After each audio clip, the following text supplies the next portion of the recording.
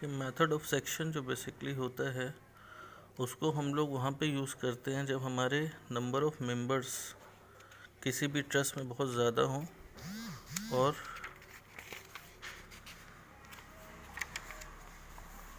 देखिए दो कंडीशंस होती हैं।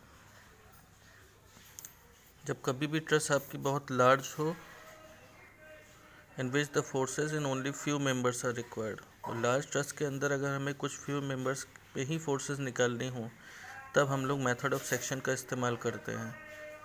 In the situation where method of joint fail to start और प्रोसीड, इस लाइन का मतलब ये है कि बेसिकली अगर आपके पास कोई ट्रस्ट का स्ट्रक्चर दे रखा है जिसमें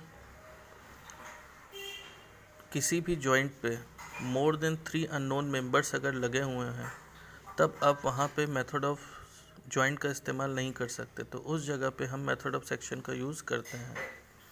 जैसा कि फर्स्ट क्वेश्चन आप लोग यहाँ पे देख रहे हैं, यहाँ पे हमारे पास एक स्ट्रक्चर दे रखा है जिसमें बहुत सारे मेंबर्स दे रखे हैं, बट हमारे क्वेश्चन में हमसे पूछा है कि सिर्फ आपको FH, HG एंड GI सिर्फ 3 ही मेंबर्स में फोर्सेस निकालनी है।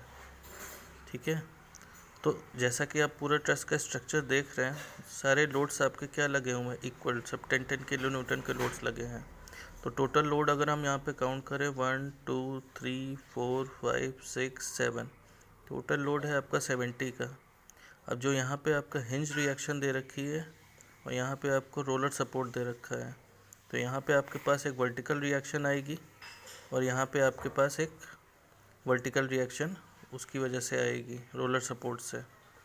तो क्योंकि टोटल लोड हमारे पास 70 है तो that load is distributed in between the two supports which is half of the total load, यानी 35 इधर 35 इधर। तो हमने यहाँ पे 35 ले लिया है। ठीक है, अब हमें करना क्या है, जो भी 3 अननोन मेंबर्स हमसे पूछे गए हैं FH, HG एंड GI, हमें उस प्रकार से एक सेक्शन लाइन के द्वारा, जैसे ये डॉटेड सेक्शन लाइन आप यहाँ पे देख रहे हैं, इस सेक्शन लाइन के द्वारा इस तरीके से उसको कट करना है कि कभी भी 3 अननोन मेंबर्स से ज़्यादा कट ना हो।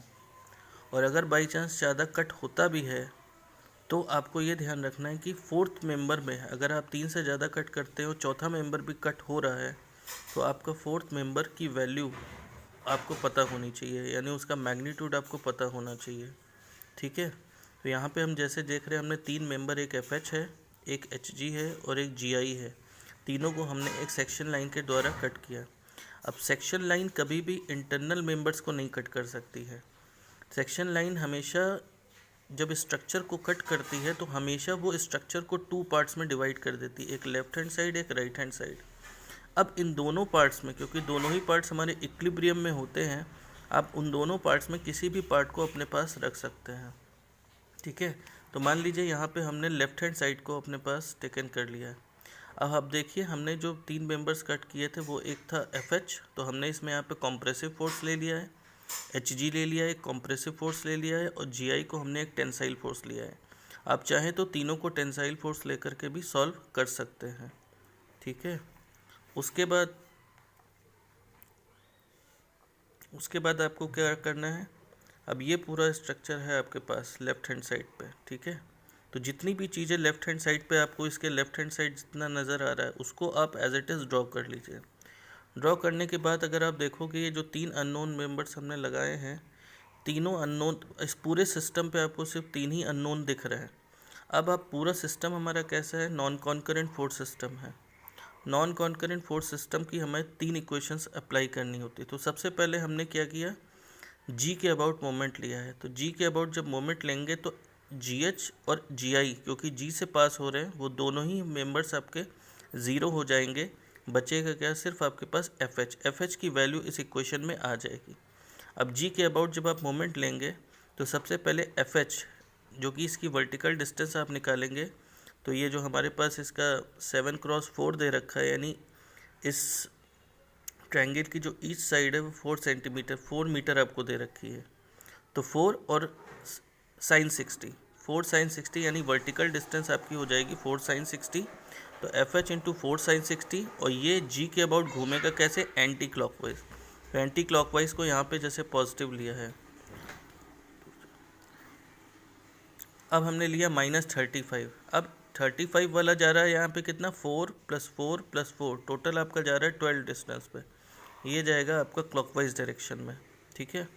तो ये हमने क्लॉकवाइज ले लिया। -10 × 4 + 4 और 2, टोटल हो जाएगा 10।